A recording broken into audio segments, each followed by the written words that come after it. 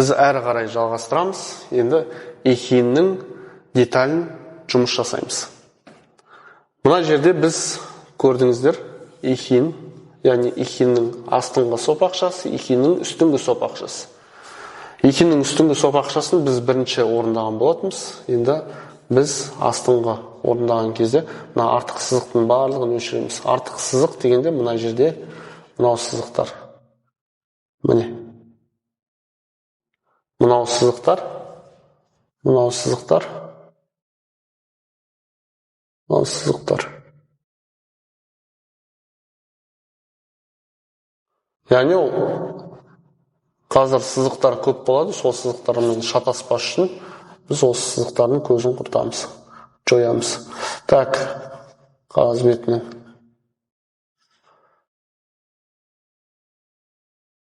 Міне. Мына четте диагональ бетіп қосқан, диагональмен қосқан мынау сызықтар қала береді. Енді біз осы сызықтарды екіге бөлеміз.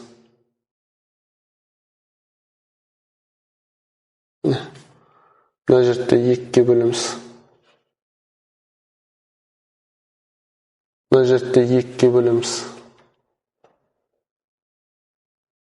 Екіге бөлеміз. Яғни бұл жерде мынандай нәрсе, міне, егер қиғашынан жатқан квадрат болса, мына жерде біз диагоналі қостық қой. Дәл. Екіге бөлінді, сосын тағы екіге бөлесіз, тағы екіге бөлесіз. Яғни мынау жартысы тең 4 бөлікке бөлінеді. Мынау нүкте бізге қажет емес. Енді мынау шеті, егер мынау цилиндр, капиталдың цилиндр жағы болатын болса, соған параллельно мына жерден сызылады. Содан кейін мынау астыңғы жағы, мынау одан кейінгісі. Яғни мынақта баспалдақ тәріздес построение жасаймыз. Яғни ол қай жері? Капиталдың мынау бөлігі. Баспалдақ құсап кетеді.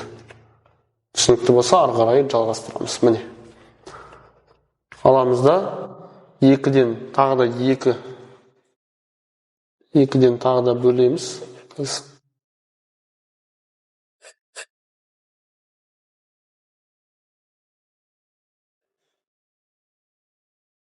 Тағы бөлеміз. Сонда бізге мынау дәл ортаңғы сызығы нүктесі, қажет емес. Мұнда бізде 1, 2, 3 бөлік шықса болды. 3 бөлік, 1, 2, 3, 4 нүкте. Сонда мына шетке параллель сызамыз. Ал енді мынау жағын, мынау оське перпендикуляр сызыққа бағытталған, соған параллель сызықтар шықса болды.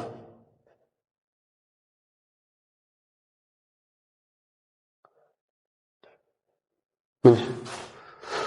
Енді мына жерде аламызда екіге бөлеміз. Сонда